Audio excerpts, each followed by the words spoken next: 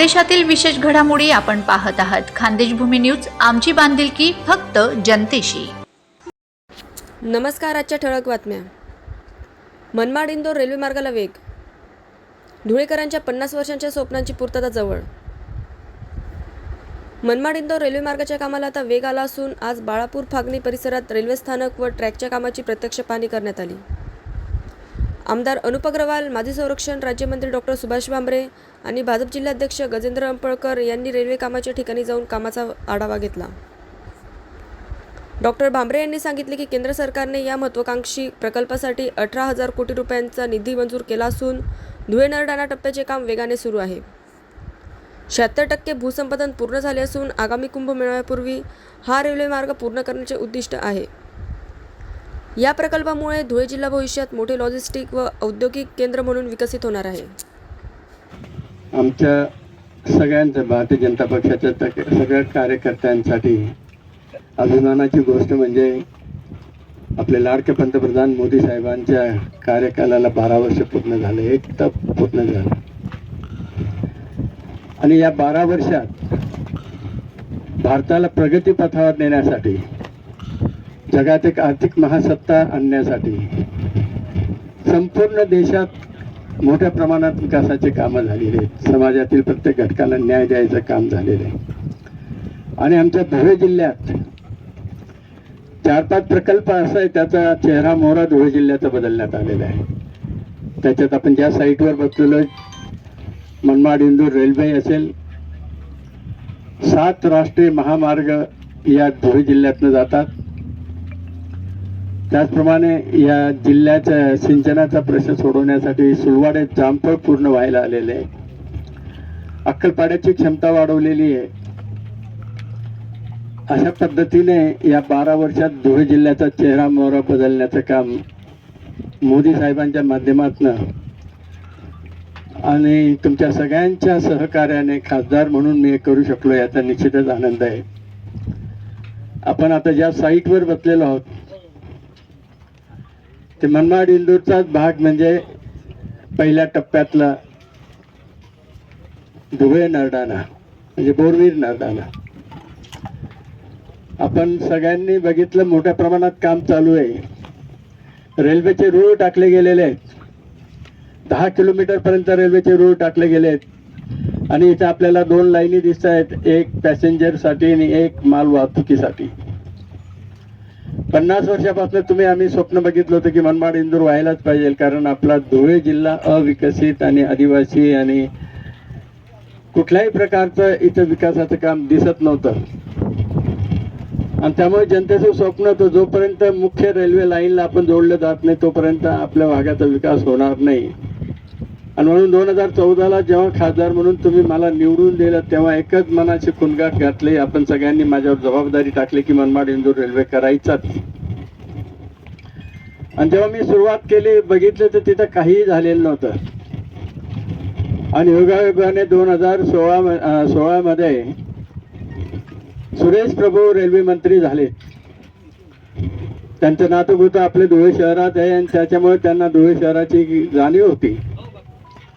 आणि त्यांच्या माध्यमातून सगळ्यात आधी 2016ला पिंक बुक मध्ये नोंद होईल अशा पद्धतीने रेल्वे मार्गाला मंजुरी दिली. आणि त्या रेल्वे मार्गाला मंजुरी दिल्यानंतर त्याला साधारणतः 10,000 कोटी रुपये खर्च येईल.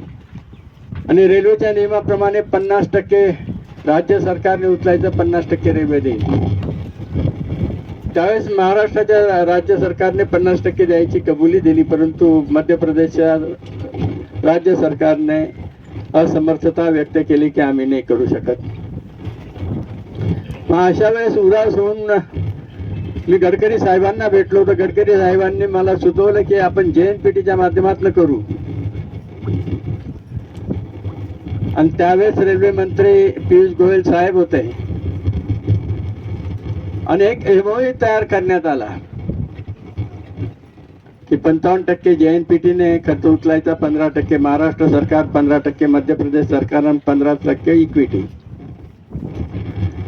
आणि MOUचा कार्यक्रम पार पडला. त्या कार्यक्रमात आपल्या राज्याचे मुख्यमंत्री देवेंद्रजी फडणवीस साहेब होते, गडकरी साहेब होते, रेल्वे मंत्री म्हणून पियुष गोयल साहेब होते, मी स्वतः होतो.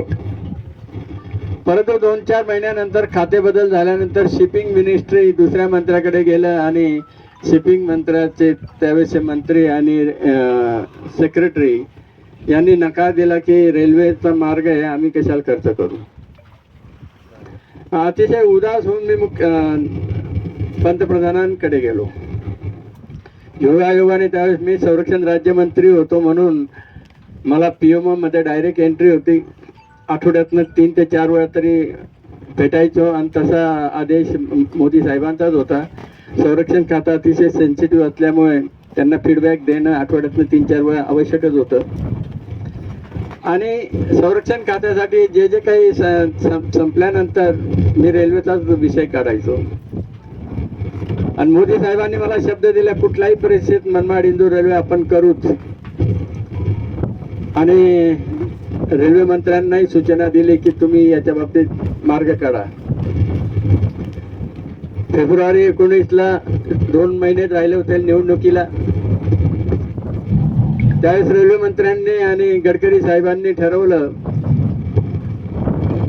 की 18,000 कोटीचा प्रकल्प मंजूर करण्यासाठी कॅबिनेटची परवानगी आवश्यक असते. पण आता जास्त दिवस राहिलेले नाही म्हणून रेल्वे मंत्र्याच्या अधिकारात धुळे नरडाणा हा पहिला टप्पा सुरू करून देऊ. धुळे नरडाणा 51 किलोमीटरचा टप्पा आहे आणि त्याला 716 कोटी रुपये लागणार होते आणि ते रेल्वे मंत्र्याच्या अखत्यारीतलं होतं आणि ते मंजूर झालं. आणि फेब्रुवारी 19ला मोदी साहेब इथं धुळे शहरात आले होते.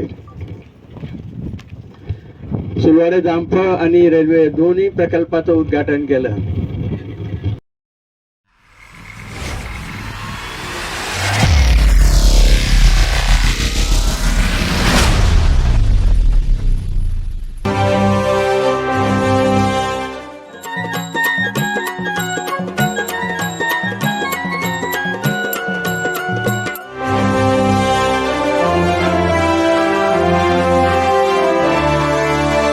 खानदेशातील विशेष घडामोडी आपण पाहत आहात. खानदेश भूमी न्यूज, आमची बांधिलकी फक्त जनतेशी.